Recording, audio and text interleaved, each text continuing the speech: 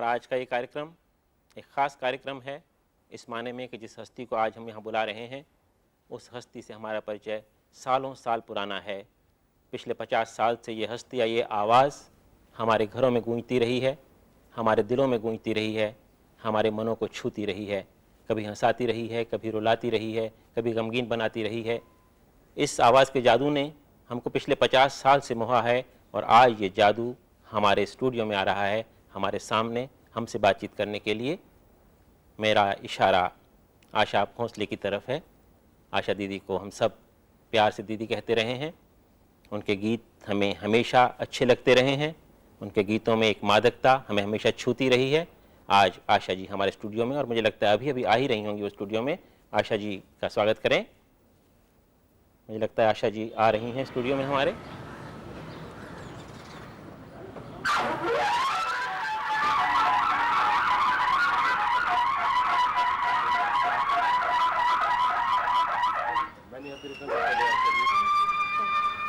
आप स्टूडियो में आए, we are very happy that you have come to meet us and all the viewers in the country today, because it's going to be a good program, I'm sure. And we are going to cut a cake also there in the studios when you reach there today.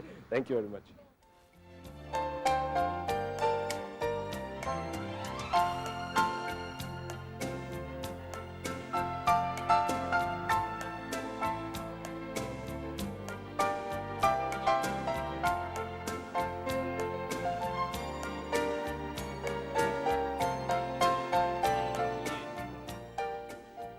Asha ji हमारे studio में पहुंच ही रही हैं।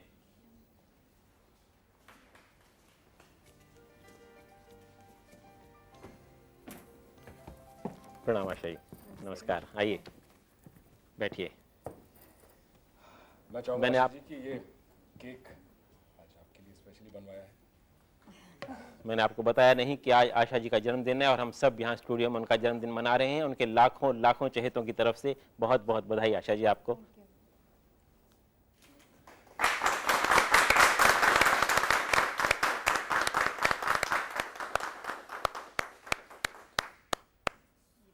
हाँ हाँ चलिए, मैंने सोचा था शायद थोड़ा सा चखेंगी आप।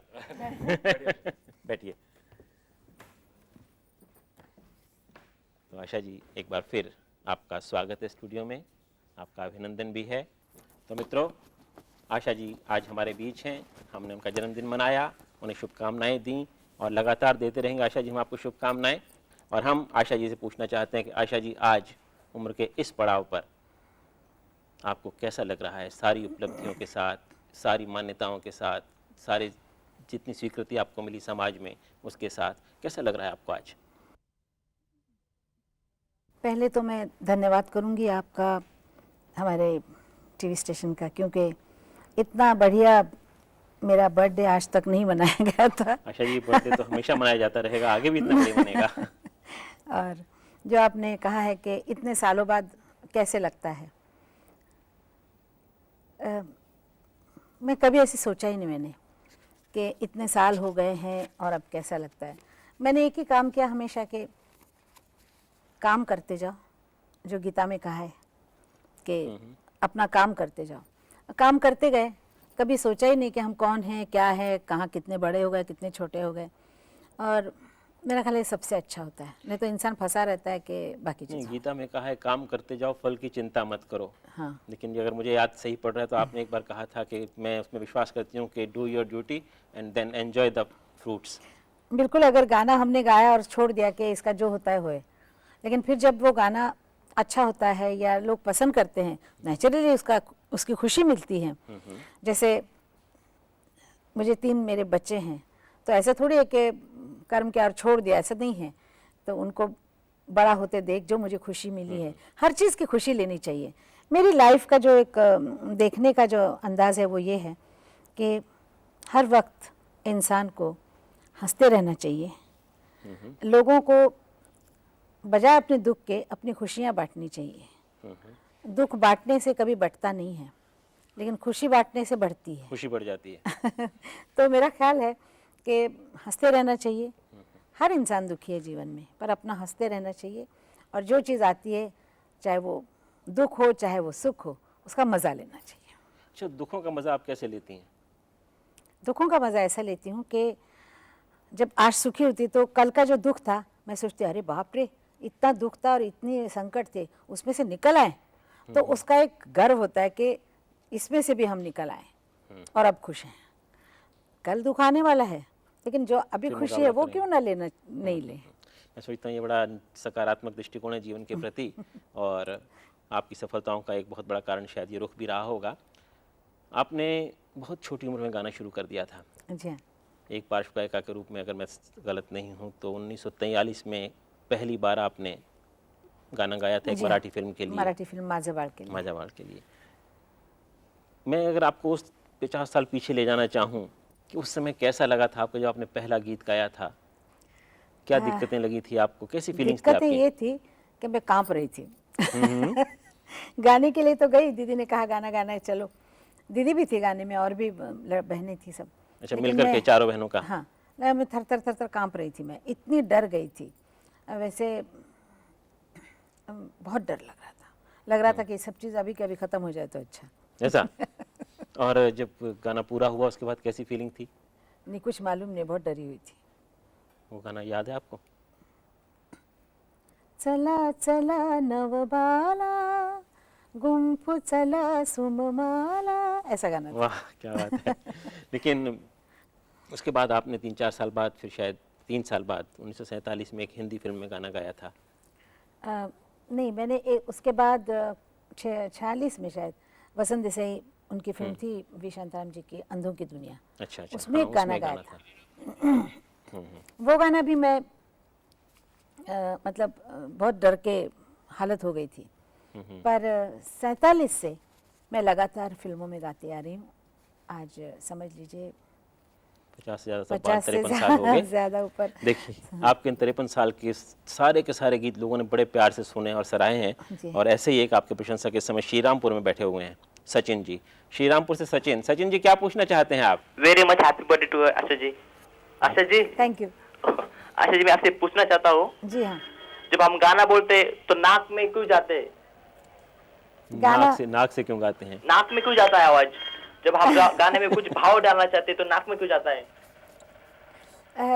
अगर आपने गाना सीखा है तो आपको बताना ज़रूरी है कि जब इंसान गाना गाता है तो आवाज़ अगर नहीं जाती है तो ज़बान तालू को लगा के आवाज़ बदल देता है। अगर ज़बान पकड़ के अगर आप गाए तो बिल्कुल खुली आवाज़ गले से आती है। तो वो प्रैक्टिस करने से नाक में आवाज़ नहीं जाएगी। सम टाइम नाक में आवाज़ ले जाना भी बहुत सुंदर लगता है। सचिन जी, आपने सुना कि कभी कभी नाक से अगर आवाज़ निकाली जाए तो बहुत अच्छे भाव भी उसमें सामने आ जाते हैं। आशा जी, पहले गाने की बात तो की, लेकिन मैं उससे भी पहले जाना चाहता हूँ, आप जब स्कूल में जाती थी तो मैंने सुना है आपको बहुत मार पड़ती थी। बिल्कुल नहीं, नहीं? मैंने मार नहीं खाई और मैं बहुत अच्छी स्टूडेंट थी, चुपचाप बैठी रहती थी। मैं चुपचाप बैठे रहना अच्छे स्टूडेंट होते हैं। मतलब तंग नहीं करती थी जैसे लोग। आपकी बाहर आके ग्रामर बहुत- कैसी थी? ग्रामर कैसी थी? मुझे लगा ग्रामर में कुछ थोड़ा बहुत होता था कभी कभी। नहीं? अभी कुछ याद ही नहीं है। जब आपको डीलिट मिली थी अभी कुछ साल पहले, उस समय आपने एक बात कही थी, मुझे याद है अच्छी तरह से, और वो शायद आप हमारे दर्शकों के साथ बांटना चाहें वो अनुभव कि डीलिट जब मिलती है एक आदमी को। जब मुझे बहुत अच्छा इसलिए लग रहा था क्योंकि जिसने कॉलेज देखा ही नहीं उसको डिलीट जब मिल रही है। डिलीट मिल रही है तो डॉक्टरेट लेने के लिए जब मैंने पहला सवाल किया था उनसे कि क्या मुझे आप वो टोपी पहनाएंगे जिसमें गोंडा लटकता है। क्योंकि देख देख के लगता था कि जब लोग ग्रेजुएशन करते हैं और वो टोपी पहन के लड़के जाते हैं, बड़ा सुंदर लगता था वो। हमने तो कॉलेज देखा ही नहीं, तो उन्होंने कहा हाँ वो टोपी मिलेगी। और जब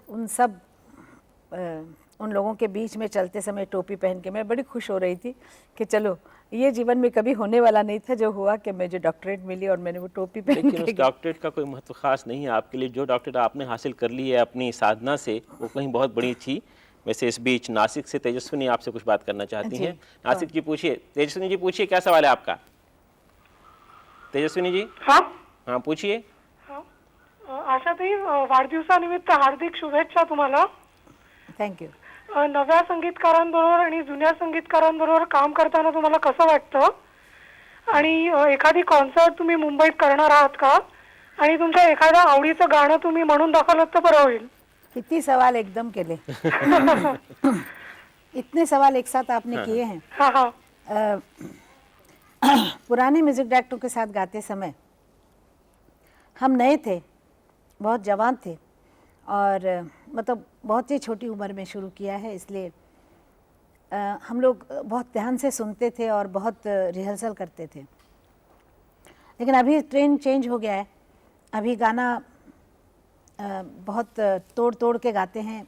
नई मशीनरी आ गई है, हेडफोन लगा के गाना तैयार रहता है, मतलब म्यूज़िक, और वो गाते हैं. वो मज़ा नहीं आता है जो पुराने वक्त में आता था. जैसे पुराने ज़माने में एक गाना 3 मिनट का एक साथ गाना पड़ता था और उसमें एक ताकत लगती थी और फीलिंग्स एक साथ सब देना पड़ता था. वो अब वैसा रहा नहीं. अब एक एक लाइन गाते हैं. मज़ा उस वक्त था, लेकिन अभी सोच ज़्यादा है. उस वक्त जवानी का जोश था, अब समझ है. मतलब आपका कहने का ये है कि उस समय जब 3 मिनट का गाना एक साथ गायक को गाना पड़ता था तो बड़ी साधना चाहिए थी उसके लिए. बिल्कुल. और आज आसान हो गया है गाना लोगों के लिए, आपका मतलब है? आज गाना बहुत आसान हो गया है, क्योंकि एक एक लाइन में चलता है. डुएट के लिए अगर लड़का हो भी नहीं हो, कोरस है नहीं है, इंस्ट्रूमेंट भी बाद में डाले जाते हैं, तो इसीलिए आजकल गाना बहुत आसान हो गया है.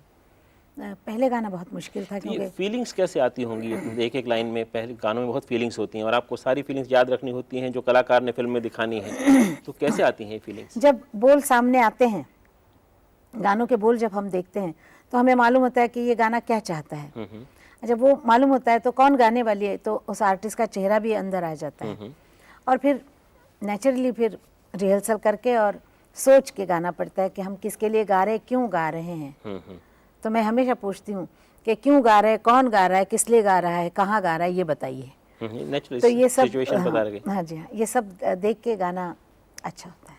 आपने मधुबाला से लेकर के और मनीषा कोइराला तक को अपनी आवाज़ दी है. बहुत लंबा स्पैन है, ये कोई छोटा स्पैन नहीं होता है, और बहुत बदलाव आया है कलाकारों में भी. कैसे तालमेल बिठाती हैं आप इतना? कुछ नहीं, ये मुझे लगता है हर चीज़ ज़माने के साथ चलने से, ये अगर छोड़ दे कि हम वो ज़माने के हैं, उस वक्त ऐसा होता था, वैसा होता था, ये अगर दिमाग से निकाल दे तो इंसान सुखी हो जाता है. नहीं तो हर वक्त अटका रहता है कि अरे वो ऐसा था, आज नहीं है, कल अच्छा खाना मिलता था, आज नहीं है. जो है वो खाइए ना, जो गाना सुन रहे हो सुनिए, और जो आ रहा है काम कीजिए. मतलब इसी में मज़ा है. जो स्थिति सामने है उसको एंजॉय करें. एंजॉय करना चाहिए उस गाने को भी, उस वक्त को भी, नए ज़माने को, नए बच्चों को, उनके साथ मिक्स हो जाइए. जैसे दादी अपने पोतों के साथ मिक्स होके कैसे चलती हैं, वो माँ नहीं होती है जितनी, वैसे बदलना चाहिए. आजकल के ज़माने के साथ चलना चाहिए, और इसलिए आदमी सुखी होगा. नहीं तो अटका रहेगा कि मैं ऐसा था, मेरा ऐसा हो गया, वैसा हो गया. अब जवानी से बुढ़ापा आता है कि अटक के रहेंगे कि हम जवान थे. वैसे ही चलते जाना चाहिए. आपने शुरुआत की थी शास्त्रीय संगीत से. हाँ. आपकी सारी शिक्षा दीक्षा भी शास्त्रीय संगीत में हुई थी. आपके घराना शास्त्रीय संगीत घराना था आपका. आपके पिताजी भी शास्त्रीय संगीत के माहिर थे. उसके बाद में आते आते आप पॉप म्यूजिक तक चली आई. जो आपने कही वो बात समझ में आती है थोड़ी सी कि भाई आपने आपको बदलाव करना चाहिए, आदमी को जैसी स्थितियाँ उसके अनुसार अपने आप को ढालना चाहिए. लेकिन ये शास्त्रीय संगीत से पॉप म्यूजिक तक आते आते किस तरह से आपने अपने आप को ढाला? कुछ खास बात नहीं है. शास्त्रीय संगीत जो कुछ पिताजी ने सिखाया, जो हमने नवरंग मास्टर जी से सीखा, जो भी सीखा वो तो था ही. प्रैक्टिस तो हम आज भी क्लासिकल की ही करते हैं. तो फिर लाइट गाने गाने बहुत मुश्किल होता नहीं है.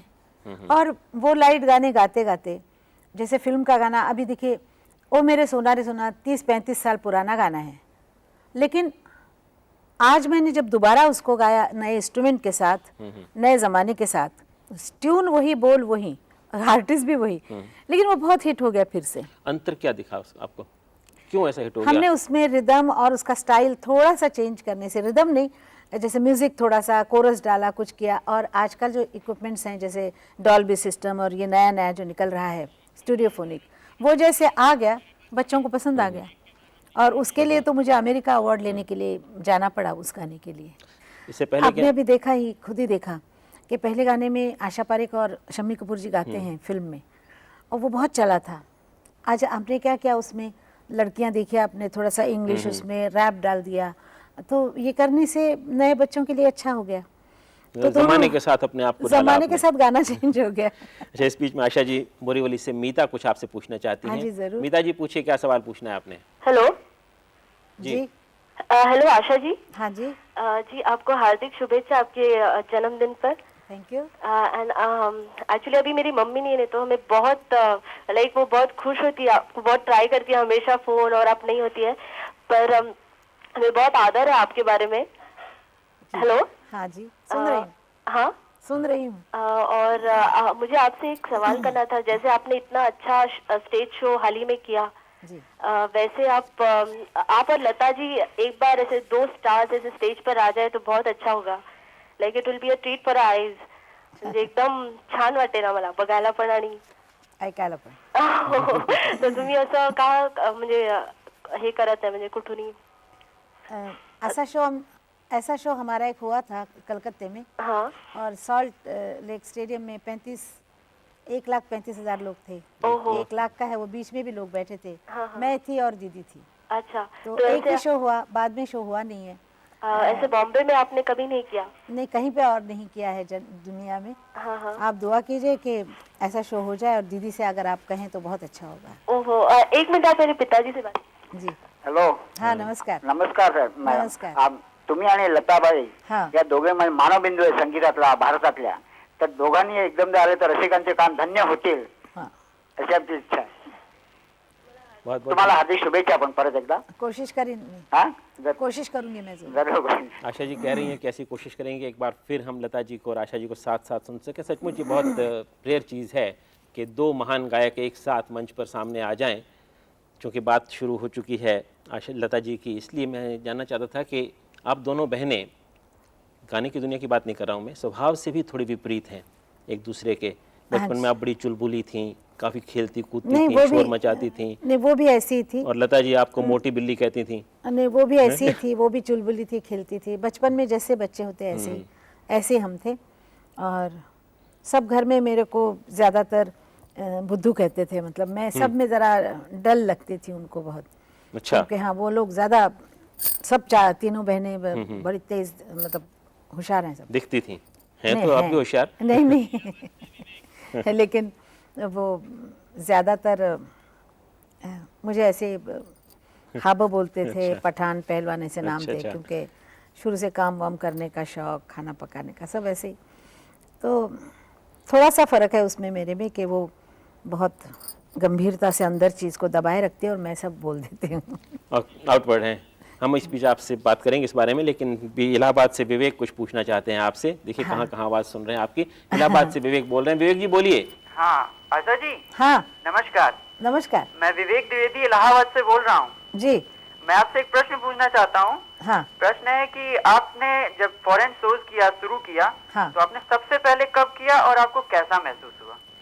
फॉरेन में मैं पहली बार गई हूँ अमेरिका, शायद 76 में गई हूँ पहली बार. 76. जी हाँ. अच्छा, और आपको कैसा लगा? न्यूयॉर्क से शुरू किए थे शो. और पहले बहुत डर भी लग रहा था, बहुत अंदर से लग रहा था कैसे होगा, क्या होगा. लेकिन ईश्वर की बहुत दया है हम पर कि शो हमेशा सक्सेसफुल रहे, और बस उसी की इच्छा से सब चल रहा है, चलता है. तो अच्छा ही लगा बस. और तब से लगातार शो किए जा रहे हैं हम लोग. अच्छा. एक और सवाल विले पार्ले से इस बार हाँ सुलभा जी. जी पूछना चाहती हैं. कुछ सुलभा जी पूछिए, आपका क्या सवाल हिंदी है? में, हिंदी में. सुलभा जी हिंदी में पूछिए, ऐसा आशा जी जाती हैं. हेलो. हाँ बोला. हेलो. हाँ बोली. हाँ आशा जी. हाँ बोला. नमस्कार, मैं मिसेस वाईकर बोल रही हूँ पार्ले से. हाँ, many happy returns of the day. Thank you. आणि मी तुमचा 97 साली अमेरिकेला अटलांटाला प्रोग्राम पाहायला आले होते. वाह. हा, तुमचे प्रत्येक प्रोग्राम आम्ही इकडे पार्ल्याला, इकडे तिकडे दादरला पण बघतो. बर. Many happy returns of the day. आणि एक प्रश्न विचारते. हाँ. हिंदी में? त्याचं जरा हे करा. धर लवकर. हिंदी हिंदी हिंदी. हेलो. चलिए मराठी आप हिंदी में जाओ दीजिए. हेलो. हाँ पूछिए. आपने आपके हमने बहुत प्रोग्राम देखे हैं. हाँ. आपने हर प्रोग्राम में बहुत अच्छे अच्छे गाने हैं, लेकिन उस प्रोग्राम में आप में मराठी में सुधीर फड़के, हिंदी में ओपी, एस डी बर्मन जैसे किसी के भी गाने आपने नहीं गाए हैं, तो जो बहुत खूबसूरत है, और वो जब लोग सुनेंगे तो बहुत एंजॉय करेंगे. तो आप वो गाने क्यों नहीं गाती? क्या और होता है कि ऐसा 12 प्रोग्राम करेंगे क्या कुछ? 12,000 गानों में से चुनना बड़ा मुश्किल है। मैंने जितने गाने आज तक गाए हैं उसमें से चुन चुन के हमेशा हर वक्त नए नए करना पड़ता है, क्योंकि एक ही शो बार बार नहीं कर सकते हैं। तो इसीलिए कभी कोई रह गया होगा, कभी आया होगा, नहीं आया होगा।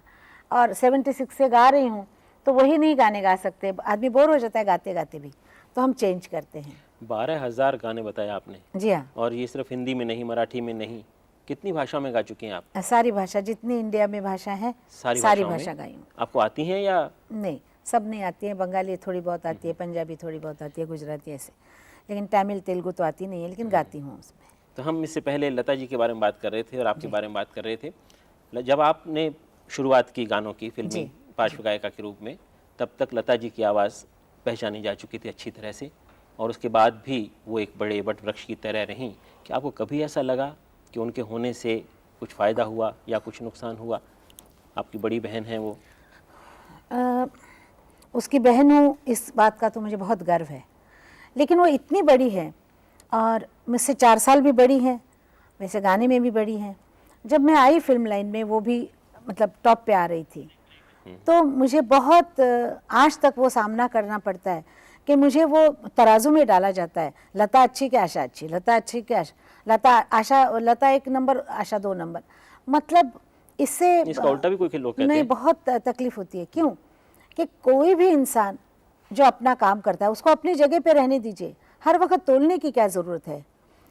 अगर मैं कोई पंजाबी या गुजराती और किसी बाहर के अगर आर्टिस्ट में होती, मैं तो मंगेशकर नहीं होती, तो शायद मुझे कभी तोला नहीं जाता। हाँ, ये हो कहा सकता है। जाता कि हाँ ये भी नंबर 1 पे है, लेकिन बहन होने के नाते, और वो भी छोटी बहन होने के नाते, मुझे हमेशा ये इसका सामना करना पड़ा।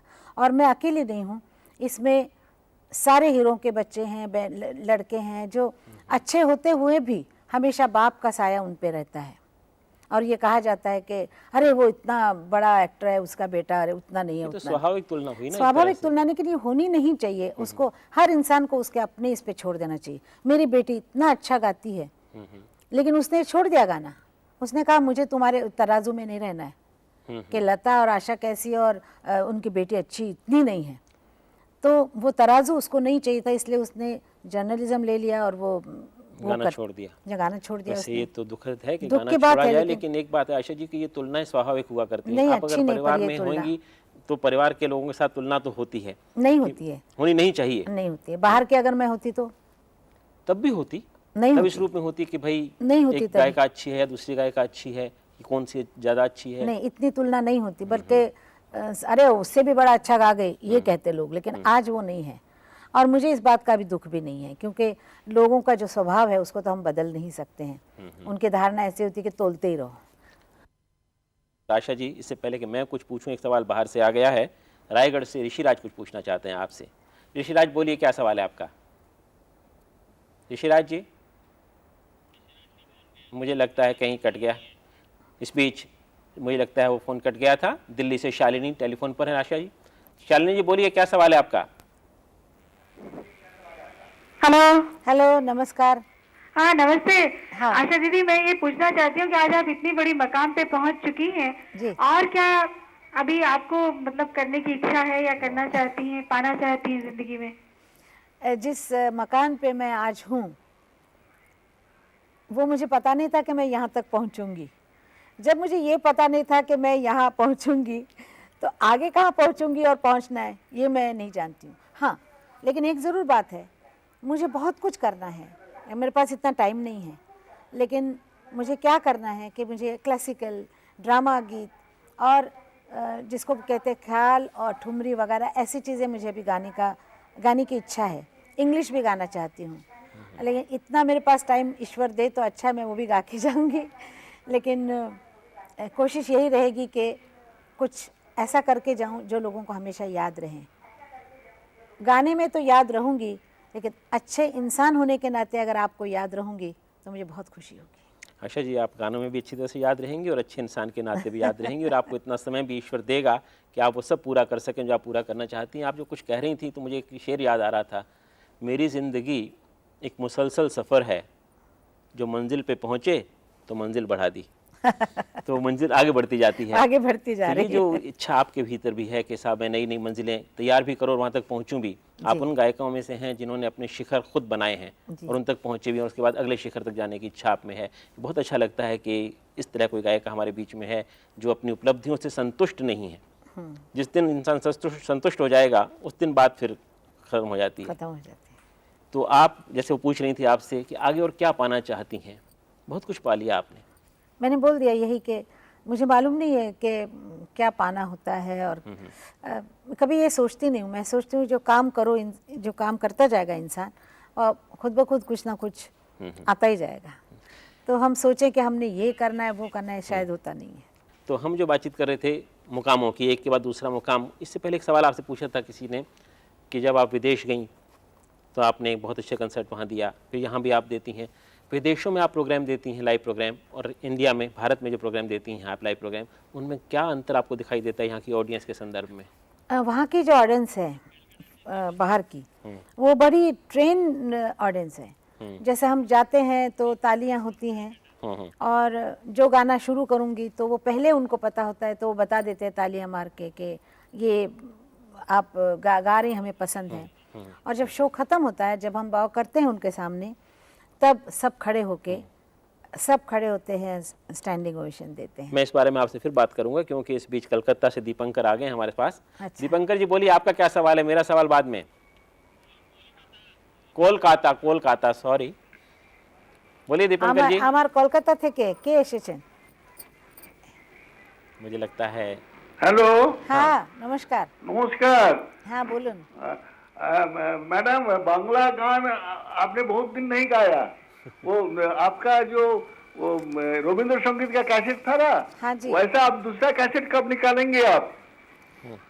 टाइम नहीं हुआ इतना गाने के लिए। नहीं, हम चाहते हैं कि आप और बांग्ला गाइए। जरूर गाऊंगी। जरूर मैं रविंद्र संगीत আমি गाइबे ना। जन्मदिনের शुभेच्छा। Thank you. एक आध पंक्ति अगर आप सुनाएं इनको बांग्ला गीत की तो कैसा रहे? नहीं, फिर सबको सुनाना पड़ेगा। सब जबानें क्योंकि हर आदमी अपनी भाषा सुनना चाहता है, उसको अपनी भाषा प्यारी लगती है, इसलिए उन्होंने रविंद्र संगीत की बात की। मैं आपसे पंजाबी गीत सुनने की बात करूंगा, मराठी वाले मराठी की बात करेंगे। आप सही कह रही हैं कि फिर तो फंस जाएंगे तो बातचीत नहीं हो पाएगी। हम ये जानना चाह रहे थे कि जो मैंने आपसे सवाल पूछा था पहले कि जो अंतर आप बता रही थी भारतीय ऑडियंस में और विदेशी जी हाँ, ऑडियंस में। पहले वहाँ पर जो लोग हैं, मैंने बोला ट्रेन हुए हैं कि जैसे एंड होता है तो उठ के खड़े होके तालियां देते हैं और बहुत मतलब मैं अब मेरे पास अभी दिखाने के लिए नहीं है, स्टेज के नज़दीक आके फूल देना, हाँ आके नज़दीक हाथ मिलाने की कोशिश, पर बड़ी ही शांति से और बड़ा अच्छा होता है और तालियां इतनी मिलती हैं। यहाँ क्या होता है, ज़रा लोग मतलब सुस्ताए होते हैं सब। ठीक है चल रहा है, चलने दो, 10 घंटे भी सुन सकते हैं, लेकिन बड़े सुस्ती से सुनते हैं। तो गाने वाले को जैसे सामने ताली आती है तो गाने का जोश आता है, वो यहाँ पर ज़रा कम दिखाई देता है। पता नहीं मुझे क्यों लगता है कि लोग उसमें खो जाते हैं आपके गीतों में, इसलिए ऐसा उनको याद नहीं रहता बाहर कि वाले ताली भी बजाएं कि सुनते नहीं हैं, बजाएं। उनको पता है क्योंकि इंग्लिश शो देख के उनको मालूम है कि कोई अच्छी ऑपेरा सिंगर गा जाती है तो सब तालियां देते हैं, कोई अच्छा डायलॉग बोल गया तो तालियां देते हैं। तालियां तो यहाँ भी मिलती हैं। लेकिन यहाँ पर उतना पहले था, अच्छा। अभी आजकल मैं देख रही हूँ उतना वो नहीं है। देखिए मुंबई से वर्षा देवधर कुछ पूछना चाहती हैं आपसे। वर्षा जी क्या सवाल है आपका? हिंदी पूछिए में बोलिए पर। वर्षा जी। हेलो। हाँ हाँ नमस्कार। नमस्कार। Happy birthday Asha ji. Thank you. मैं आपको ये पूछना चाहती हूँ कि हम आपको अभी एल्बम में देखते हैं और पहले भी देखा है कई बार, हाँ तो आप जब गाती है तो आपका पूरा चेहरा पूरा शरीर ऐसे बोलता है, तो आपको कभी एक्टिंग करने की चाहत आपके मन में नहीं आई? नहीं, मैंने कभी एक्टिंग करना नहीं चाहा क्योंकि सुबह उठ के मैं अपना चेहरा आईने में देख के अपने आप को बोलती थी कि कभी नहीं करना है। लेकिन आजकल जैसे टीवी वीडियोस बनते हैं उसमें तो हम आते हैं, लेकिन एक्टिंग नहीं करना चाहती कभी भी। एक्टिंग क्यों नहीं करना चाहती हैं आप? नहीं, इंसान को जिसका जो काम चल रहा है उसी में ध्यान देना चाहिए और जेनो काम तेनो थाय बीजा करे सो गोता खाए। अच्छा। जो काम जिसका चल रहा है जिसका उसको काम ध्यान उसी को साजे। सजे। आशा जी एक सवाल आपसे देवेंद्र सिंह पूछना चाहते हैं मुंबई से। देवेंद्र जी क्या सवाल है आपका? हेलो, नमस्ते आशा जी, नमस्कार। जन्मदिन की ढेर सारी बधाई आपको। Thank you. अब मैं आपसे जानना चाहता था कि सारी दुनिया आपकी फैन है, आप किसकी फैन है? बहुत अच्छे। मैं अलग अलग लोगों की फ़ैन हूँ। जैसे गाने में लता मंगेशकर जी की फ़ैन हूँ, लड़कों में किशोर कुमार की फ़ैन हूँ, गज़लों में मैं गुलाम अली और जगजीत सिंह की फ़ैन हूँ। तो ऐसे बहुत सारे हीरो हीरोइन हैं मेरे।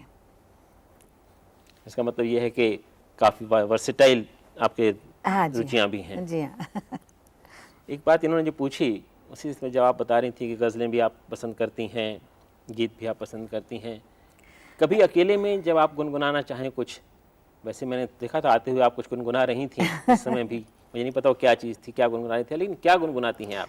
पता नहीं क्या लोग समझते हैं कि हम फिल्म के गाने गाते हैं तो शायद फिल्मी गाने घर में गाते होंगे, आलाप लेते होंगे, ये वो। ऐसा नहीं होता है। हम जब घर में होते काम करते होते तो कोई क्लासिकल का ये मिल गया, कोई सुन लिया किसी का गाना, वही गुनगुनाते हैं। सुबह सुबह कोई गाना अगर दिमाग मतलब सुन लिया तो वही चलता रहता है। तो आपको भी देखिए, किसी सब इंसानों को होता है कि कोई गाना बैठ गया, दिन भर वही गाते जा रहे हैं। ऐसा नहीं होता है कि एक ही गाना हम दुख में वो गा रहे हैं, सुख में वो गा रहे हैं, ऐसा कुछ होता नहीं, फिक्स नहीं होता है ये कुछ। सब फिल्मी बातें होती है। जीवन में सब अलग होता है। लेकिन फिर भी कुछ तो प्रिय होता है ना। नहीं, चलिए मैं ये प्रिय वाली बात फिर से पूछूंगा, मुझे पता है कि आप इसमें बड़ा हिचकिचाया करती हैं। इस बीच वंदना आप टेलीफोन पर हैं मुंबई से। हाँ। वंदना जी पूछिए, क्या सवाल है आपका? हेलो, हाँ, आशा नमस्कार। भोसले, नमस्कार। मैं आपकी बहुत बड़ी फैन हूँ। कितनी बड़ी? जिन हीरोइन के लिए आपने गाया है उसमें से आपको सबसे अच्छी हीरोइन कौन लगती है? मुझे खुद को जब बहुत पसंद जीवन में रही है वो मधुबाला, और मधुबाला मुझे बहुत ही ज़्यादा पसंद है। अभी भी मैं उनकी पिक्चरें आती हैं तो मैं देखती हूँ। और बहुत सारी हीरोइन हैं जो बहुत अच्छा काम करती हैं, आज नई भी हैं, पुरानी भी हैं, सब हैं। लेकिन एक मेरी एक होती है बचपन की, समझ लीजिए यंग एज की चाहत, वैसे मुझे मधुबाला ही पसंद है। वंदना जी, आपने आशा जी की पसंद तो सुन ली, अब हम जरा नापसंद भी सुने। आशा जी, ऐसा भी तो कभी हुआ होगा कि जब आपको लगा हो कि आपने बड़े मन से कुछ गीत गाए हैं और कुछ लोगों ने या कुछ गायिकाओं ने ठीक नहीं गाया? ऐसे बहुत बार होता है, लेकिन मेरी खुद की जो आदत है, मैं फिल्में बहुत कम देखती थी। पहले तो टीवी भी नहीं था, तो हमने फिल्में बहुत कम देखी। और अभी जब देखते हैं तो थोड़े पार्ट में देखनी पड़ती है, क्योंकि घर में आती तो लोग उठ के अपना काम करते, कुछ होता है, इसीलिए कहना बड़ा मुश्किल है। लेकिन मेरा ख्याल है अच्छा ही करती हैं जो भी सब करती हैं। आपने कहा कि अभी भी आपको कई बार पुराने गीत कभी अच्छे लगते हैं, कभी लगता है कि उससे पहले अच्छा गा सकते थे। हम इसके बारे में बात करना चाहेंगे आपसे, लेकिन इस बीच बीड़ से टेलीफोन पर जगदीश हैं। जगदीश, क्या सवाल पूछना चाहते हैं आप आशा जी से? हेलो जोर से। आशा जी। हाँ जी, आपको बहुत बहुत बधाइयाँ हाँ, थैंक यू। हम कलाकारों की तरफ से। हम कलाकार हैं और हम ये जानना चाहते हैं कि आप इतने बड़े मकाम पे पहुंची है, मंगेशकर फैमिली पूरे मकाम पे इतने बड़े पहुंची हैं, तो आप हम जैसे नए कलाकारों को क्या संदेश देना चाहती है? संदेश क्या दूं मैं लीडर तो हूँ नहीं, लेकिन संदेश नहीं, एक आपको सलाह दूंगी कि मेहनत से बढ़कर कोई चीज़ नहीं है। आपको बहुत मेहनत करनी पड़ेगी, दरवाजे के बोलते हैं कि क्या बोलते हैं, दहलीज घिसनी पड़ेगी, लोगों के दरवाजे में जाना पड़ेगा, बार बार बोलना पड़ेगा, ये सब करना पड़ता है। हमें ये नहीं करना पड़ा उस ज़माने में, लेकिन आज बहुत ऐसा वक्त आया हुआ है कि बहुत मेहनत करनी पड़ती है। रायपुर से अनुज आपसे कुछ पूछना चाहते हैं। अनुज जी, पूछिए, क्या सवाल है आपका? हेलो। हेलो, हाँ हाँ, प्रणाम आशा भोसले जी। जी, बोलिए, क्या सवाल पूछना है? कंपोजिंग अभी जो गाने में आ रहे हैं पॉप सिंग में, जी। तो आगे और कोई भी आपका गाना अगर कंपोज कर रहे हैं? हाँ, मैंने एक कंपोज किया इस बार एक रिकॉर्ड, आपकी आशा। अच्छा, ये एक बात बताइए कि पिछले 50 साल से आप गा रही हैं, लोगों को भी देख रही हैं आप, बहुतों को बहुत कुछ मिला जीवन में, उपलब्धियां भी मिली, कुछ को नहीं भी मिली होंगी। आपसे एक बार किसी ने सवाल पूछा था कि पिछले 40 साल में कौन सा कलाकार ऐसा है जो आपकी दृष्टि में ऐसा है जिसको उसका ड्यू नहीं मिला, और आपने हंसते हुए जवाब दिया था, आशा जी, उसका नाम है आशा भोसले। ऐसा क्यों लगता है आपको? नहीं, मैं बताती हूँ आपको, मुझे सबसे ज़्यादा ड्यू मिला है एक तरफ नहीं मिला है। जैसे सबसे बड़ा मुझे जो ड्यू मिला है वो है मेरी पब्लिक, जो मुझे चाहते हैं, जो मुझे प्यार करते हैं। तो मुझे वो जो पसंद करते हैं मेरे गाने, वो मुझे बहुत कुछ मतलब दिया है। लेकिन बाकी आप कहना नहीं चाहिए, लेकिन ऐसे भी लोग हैं जो, जैसे मैं कहती हूँ तराजू वाले लोग, या हैं ऐसी चीज़ें जो हम, मतलब मैं बात ही नहीं करना चाहती हूँ। लेकिन जो मिला भी और मिला भी बहुत, नहीं भी मिला थोड़ा, नहीं कोई मिला। बात नहीं। अभी भी आपको लगता है, मतलब इतनी उपलब्धियों के बाद इतना प्यार आपको अपने दर्शकों से, श्रोताओं से मिला है, आपके गीत घर घर में गूंज रहे हैं, और जैसा कि आपने कहा कि मैं पूरी मेहनत करती हूँ चीज़ों पर, सारी मेहनत का प्रतिशत भी आपको मिलता है, तो व्यक्ति को जीवन में कब ये लगना चाहिए कि बस अब तो बहुत कुछ मिल गया? आपको नहीं लगता कि ऐसा कोई क्षण आना चाहिए? हर एक के मन पर है, कौन कैसा सोचता है, कौन कैसा सोचता है। जैसे मैं सोचती हूँ कि मेरा अभी गाना कंप्लीट नहीं हुआ, मुझे बहुत कुछ, अभी फिल्म फेयर ने मुझे लाइफ अचीवमेंट अवार्ड दिया, तब मैंने कहा था कि लाइफ अचीवमेंट अवार्ड उसको दिया जाता है जिसका अभी पूरा हो चुका है। मेरा तो अभी पूरा नहीं हुआ, मुझे तो अभी गाना सीख रही हूँ, अभी गाना है। तो वैसे ही मेरा, जैसा मुझे लगता है कि अभी मैं कुछ कंप्लीट नहीं कर पा रही हूँ। हमारे सवाल पे भी कंप्लीट नहीं हुआ, अभी बहुत कुछ पूछना है हमें आपसे। लेकिन इससे पहले एक सवाल शिरडी से रवि पूछना चाहते हैं, उनका हक पहले बनता है। रवि, पूछिए, क्या सवाल है आपका? हाँ, नमस्ते आशा जी। नमस्ते। Happy birthday Asha ji. Thank you. हाँ मैडम, मैं आपसे पूछने वाला है। हाँ मैडम, आप मेरे वतन के लोग एक गाना गाने वाले थे मैडम। हाँ हाँ मैडम, हमने सुना नहीं मैडम, आपसे वो गाना सुनना चाहते हैं मैडम, प्लीज। हाँ, कौन सा? तो मेरे वतन के लोग। ओहो, ये गाना दीदी ने गाया हुआ है। इस गाने के साथ बहुत कुछ जुड़ा हुआ है आशा जी, के 6 बार आपने इसका रिहर्सल भी किया था, अगर मैं गलत नहीं हूँ तो। हो चुकी, रिहर्सल भी हुई थी, लेकिन चलता है लाइफ में ऐसा कुछ। उस वक्त हो गया कि नहीं हुआ गाना। ये सवाल छोड़ देते हैं। गाना लता जी ने भी गाया था, और आशा जी भी शायद उससे ज़्यादा अच्छा गाती, उतने अच्छा गाती, कह नहीं सकते नहीं हम। नहीं, कुछ नहीं मालूम। लेकिन गीत बहुत अच्छा था, इसमें कोई शक नहीं, और कभी मौका मिले तो आशा जी ज़रूर उसको आप गाइए, क्योंकि वो गीत। अच्छा, आपने मुझे सवाल किया था कुछ। हाँ, मैं आपसे पूछना चाह रहा था कि आपके जीवन के सुख का क्षण और सुख का क्षण और दुख का क्षण, 2 क्षण मुझे आपके चाहिए। देखिए, लाइफ में सुख और दुख एक दूसरे से जुड़ा हुआ है, जो चलता रहता है, 2 सगी बहनों की तरह। और देखिए, दुख तो ऐसे आते हैं कि कोई अपने साथी होते गुजर जाते हैं, माँ बाप गुजर जाते हैं। सुख का क्षण भी होता है कि हमें कुछ चाहिए, वो मिल जाता है, शादी होती है, बच्चे होते हैं। तो सुख के क्षण भी बहुत होते हैं, लेकिन दुख का क्षण ऐसा होता है जो चले गए जीवन से, उनको भी हम भूल जाते हैं थोड़ी देर बाद। लेकिन कोई कोई क्षण ऐसे होते हैं जो इंसान कभी भूलता ही नहीं। जैसे मेरे साथ एक बार हुआ कि मेरा पहला लड़का हेमंत भोसले, जो बाद में म्यूज़िक डायरेक्टर भी बना और पायलट है वो 5 साल का था। अब मैं बहुत जवान थी, 20 साल की थी, और मेरा 5 साल का बेटा किसी कारणवश भोसले साहब ने उसको देहरादून स्कूल में डाला। जब उसको स्कूल में डाला तो मैं बहुत मना करती रही, लेकिन आप नहीं चाहती थी बाहर मैं जाए? बिल्कुल नहीं चाहती थी कि मेरे से बच्चा इतना छोटा दूर हो। 10-12 साल का हो तो बात ये अलग एक नैसर्गिक बात है माँ के लिए। और जब मैं वहाँ गई तो इतने बड़े बड़े पेड़ थे और स्कूल था, बहुत अच्छा स्कूल, कोई ये नहीं। लेकिन जब मैं जाने लगी तो उसने मेरी तरफ देख के टाटा करने के बजाय मेरी तरफ पीट करके वो उस तरफ देख के रो रहा था।